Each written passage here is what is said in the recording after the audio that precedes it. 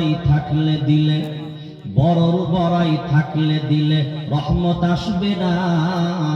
নিজেকে নিজে ছোট মনে করিও সদা।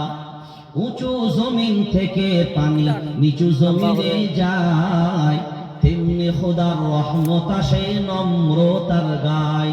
ভোগ বিলাসের বাড়ি গাড়ি, ভোগ বিলাসের বাড়ি গাড়ি পরে রবে সব। সময় থাকতে স্মরণ করো আল্লাহ আমার রব।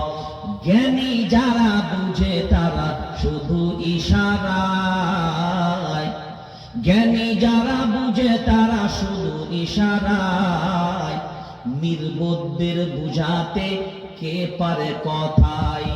তরকারির মতো তরকারি হলে অল্প জালেই সিজে, বুদ্ধিমান মানুষ হলে ইশারাতেই বোঝে।